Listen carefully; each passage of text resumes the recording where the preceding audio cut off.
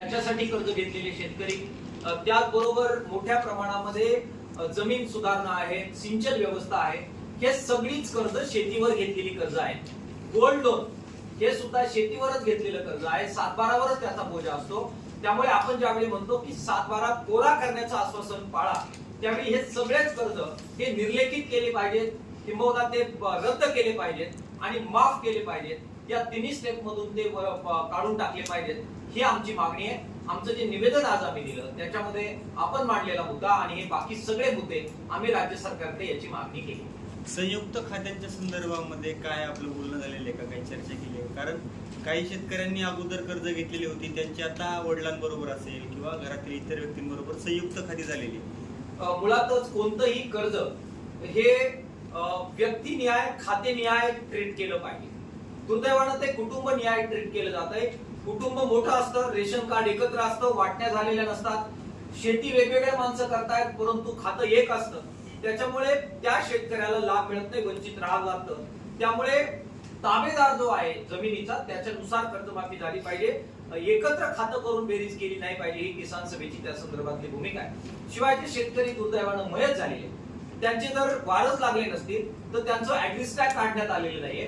ऍग्रिस्टॅकचं खातं नाही, त्यामुळे सुद्धा अनेक शेतकरी वंचित राहत आहेत. त्यामुळे ऍग्रिस्टॅकची अट सुद्धा रद्द केली पाहिजे आणि बँकेचं खातं हा एकमेव निकष हा कर्जमाफीसाठी ठेवला पाहिजे, ही आमची त्याबद्दलची भूमिका आहे. ओटीएस लागू करा अशी मागणी देखील अनेक शेतकऱ्यांकडून केली जाते, कारण बऱ्याच शेतकऱ्यांचं मागच्या काही वर्षांपासून कर्ज थकीत आहे, मोठा कर्जाचा बोज आहे. ओटीएस लागू झालं तर आमची त्यामधून मदत होईल आणि पुढील शेती करू शकू अशा प्रकारची भावना आहे. आता त्याच्याबद्दल काय नेमकं आपण करतो? मुळात सरकारने ओटीएस ही योजना आता याच्यामध्ये लागू केली आणि त्यामुळे आमचा आरोपच हा आहे की ओटीएस म्हणजे सरकारचं बँकांनी दिलेलं जे कर्ज आहे तर ते वसुलीची योजना करायची आणि 50,000 रुपये फक्त द्यायचे, म्हणजे व्याज एक प्रकारे माफ करायचं आणि मुद्दल सगळी वसूल करायची आणि बँकांचं चांगलं करायचं. अशा प्रकारे कर्ज वसुलीची योजना सरकारनं आणलेली आहे आणि त्यामुळे ओटीएस आणि ही योजना ही कर्ज वसुलीची योजना आहे.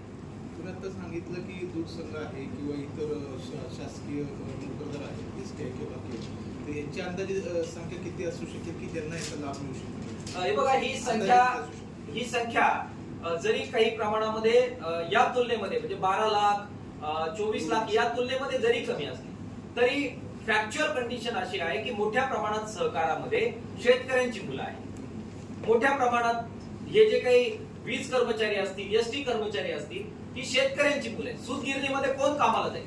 हे आमदार खासदारांची आणि उद्योगपतींची मुलं सूतगिरणीमध्ये आणि 25,000 रुपयावर काम करण्यासाठी जाणार नाही. हंगामी कामगार 3 महिने 4 महिनेच काम मिळतो त्याला सुद्धा तुम्ही जर कर्जमाफी नाकारणार असाल तर यापेक्षा निर्दयी गोष्ट नाही.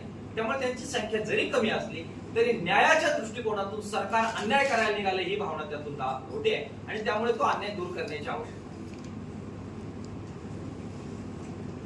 ऊसासाठी कर्ज घेतलेले जे शेतकरी आहेत त्यांचं कर्ज हे इतर पीक कर्जाच्या बरोबर उचललं जात नाही आणि फेडलं जात नाही. असे अनेक शेतकरी आहे की त्यामुळे ऊस उत्पादक शेतकरी जे थकीत आहेत ते सुद्धा याच्यातून वंचित राहतील. आणि नंबर 2, ऊसाचं बरचसं पेमेंट मधून कर्ज वळून घेतलं जातं, त्याच्यामुळे त्यांचं आपोआप नवजुनं होतं. त्याच्यामुळे ऊस शेतकरी जो संकटात आहे तो यामधून पूर्णपणाने वगळला जाणार आहे. त्यामुळे तारखेच्या बद्दलचे जे आक्षेप आहे ते आम्ही आमच्या निवेदनामध्ये नोंदवलेले आहेत, सरकारला ते कळवलेले आहे. किसान सभेने गावोगाव शेतकऱ्यांना आव्हान केलेलं आहे, त्याप्रमाणे आम्ही गावोगाव हा शासन आदेशाची होळी करतोय. काल 21 जिल्ह्यांमध्ये हे आंदोलन झालं. आमचे सगळे पदाधिकारी आज मंचावर आहेत. डॉक्टर अशोक ढवळे, JP गावित, इतर सगळ्या नेत्यांबरोबर आम्ही चर्चा केलेली आहे. आमची तयारी सुरू झालेली आहे. अत्यंत गनिमी काव्याने छत्रपती शिवाजी महाराजांच्या स्टाईलने आम्ही प्रसंगी मुख्यमंत्र्यांच्या घरात घुसून जाब विचारल्याशिवाय राहणार नाही. अत्यंत सिरियस हा मुद्दा सरकारने घेतला पाहिजे, कारण हा शेतकऱ्यांचा तळतळ घेणारा अशा प्रकारचा हा जो काही शासनादेश त्यांनी काढलेला आहे. आणि त्याचबरोबर आमच्या देवस्थानचा मुद्दा जो 12 वर्ष आम्ही लढतो त्याचा कायदा आमच्या करण्याची वेळ आली. ताटात वाळून आलं आणि पुत्र जेवून गेलं असं म्हणण्याची वेळ दुर्दैवाने त्याच्याबद्दल आलेली आहे आणि त्यामुळे याच्याबद्दल माघार घेण्याची आमची मनस्थिती नाही. शेतकऱ्यांचा विरोध आहे. परभणी बघितलं, अनेक जिल्ह्यांमध्ये शेतकरी आंदोलन करताना पाहायला मिळतात, परंतु त्याचं जमीन अधिग्रहणाचं काम सुरू आहे. किसान सभा म्हणून आपण त्याच्यासाठी काय करताय, कुठपर्यंत काय काय फॉलो आमचे उमेश देशमुख आमचे अध्यक्ष आहेत, ते मंचावर आहेत. अजय गुरांडे आमचे उपाध्यक्ष आहेत, ते मंचावर आहे. उद्धव पोळ आहेत, हे सातत्यानं शक्तीपीठच्या आंदोलनामध्ये नेतृत्व करताय. परवा दिवशी जो प्रचंड मोर्चा झाला, किसान सभा पूर्ण ताकदीने, बाकी सगळे नेते होते, राजू शेट्टी होते, ते आम्ही सगळे सामील झालो. जोरदार लढा आम्ही त्याच्यामध्ये करतोय. आता 15 मिनिटापूर्वी आता फोन आला की या विरोध असताना सुद्धा राज्य सरकारने याच्याबद्दलचा अध्यादेश काढलेला आहे, अधिसूचना काढली. संतापजनक गोष्ट आहे. शेतकऱ्यांचा विरोध आहे, त्यांच्याबरोबर तुम्ही बातचीत सुद्धा करायला तयार नाही. राजू शेट्टी बरोबर, उमेश देशमुखांबरोबर बोला, सतेज पाटील सारखे नेते त्यांच्याबरोबर बोला, आक्षेप समजून घ्या. शेतकऱ्यांबरोबर न बोलता अधिसूचना जर काढणार असेल तर ही दांडगाई आहे. आणि दांडगाई कशी परतून लावायची हे किसान सभेला आणि छत्रपती शिवाजी महाराजांच्या मावळ्यांना बरोबर माहित आहे. परवा दिवशी ड्रोननी सर्वेक्षण करण्याचा प्रयत्न झाला, तो कशा प्रकारे उधळून लावण्यात आला हे महाराष्ट्राने पाहिलेलं आहे. त्याच्यामुळे कदाचित त्यांना असं वाटत असेल कोरडवाहू भाग असलेला समृद्धी महामार्ग त्या ठिकाणी परिस्थिती वेगळी होती, मात्र बागायती भाग असताना सांगली सोलापूरचा पट्टा हा कशा प्रकारे या लढ्यामध्ये उतरेल हे येता काळ पाहणार आहे. त्यामुळे ग्रहित धरणं, दादागिरी करणं, दांडगाई करणं सरकारने शक्तीपीठच्या बद्दल थांबवलं पाहिजे. वेगवेगळं काम करताय या शक्तीपीठच्या मुद्द्यावरतीच. शेतकऱ्यांचा जर मुद्दा एवढाच महत्वाचा आहे, त्यांची जमीन जर त्यांची इच्छा नसताना घेतली जात आहे, तर एकत्रितपणे काही तुमच्या बैठका होणार आहेत का? राजू शेट्टी असतील, तुम्ही असा किंवा इतर शेतकरी नेते असतील, एकत्रित येऊन याच्यावरती काही चर्चा होणार आहे? मुळात आपण बघा, दुधाच्या आंदोलनानंतर किसान सभेनं जी व्यापक दृष्टिकोनाने भूमिका घेतली आणि वेगवेगळ्या शेतकरी संघटनांना मतभेद असले तरी आम्ही संपर्क केले आणि एकत्र लढे केलेले.